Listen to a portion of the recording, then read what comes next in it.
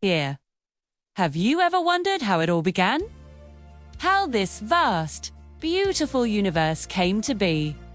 The story starts in a place beyond our imagination, before time itself. In the beginning, there was nothing. No light, no sound, no space. Just an empty void.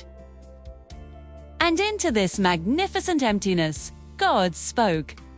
He created the heavens and the earth. But the earth was without shape or form, a dark, watery chaos. A deep, silent darkness covered everything. And yet, it wasn't truly empty. The Spirit of God was there, moving, hovering over the surface of the waters, pregnant with possibility. Then, with a power that would echo through eternity, God spoke the first command. His voice broke the silence and shattered the darkness. Let there be light. And instantly, a brilliant, pure light burst forth, flooding the void. It was the very first dawn. God saw the light, and he saw that it was good. He then separated the light from the darkness, calling the light day and the darkness night. And so, the evening and the morning were the first day. The rhythm of time had begun. On the second day, God continued to bring order to the chaos.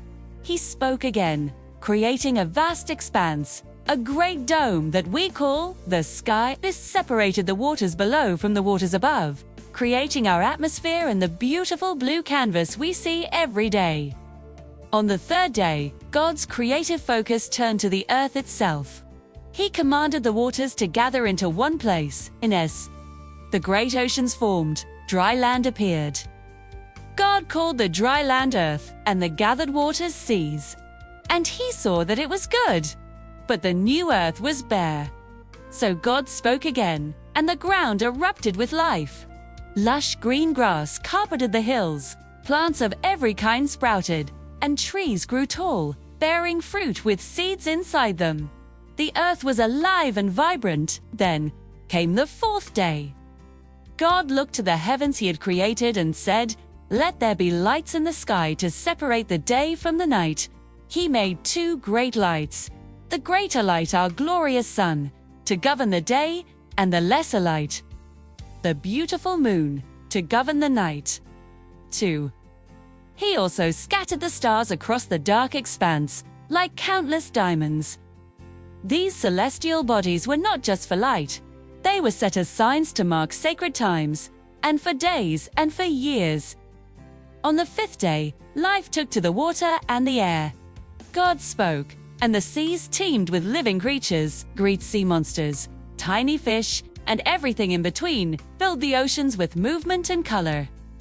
At the same time, he commanded birds to fly across the vast expanse of the sky. The air filled with the sound of their wings and their songs. God blessed them, saying, "Be fruitful and increase in number and fill the water in the seas, and let the birds increase on the earth." The sixth day arrived, and God turned his attention to the land once more. He said, "Let the land produce living creatures according to their kinds." And so it was. Wild animals, majestic lions, and gentle deer began to roam the forests and fields. Livestock appeared, and small creatures scurried across the ground. The land was now filled with a symphony of life, birth. But then, God did something truly unique, the pinnacle of his creation. He said, "Let us make mankind in our image, in our likeness." So, from the dust of the ground, God formed the first human beings. Male and female, he created them. He breathed his own breath into them, and they became living souls, reflecting the very nature of their Creator. God blessed them and gave them a special purpose. It said, "Be fruitful and increase in number. Fill the earth and subdue it.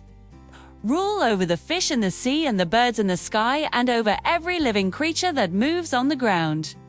He entrusted them with the care of his magnificent creation. God also provided for them, giving them every seed-bearing plant and every tree with fruit as their food. And to all the animals and birds, gave the green plants for food.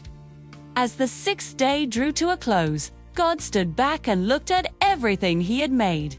He saw the stars, the earth, the seas, the plants, the animals, and the humans He had created in His own image.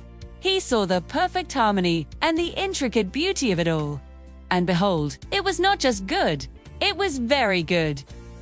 This is just the first chapter of an incredible story. The story of creation reveals a God who is powerful, purposeful, and personal.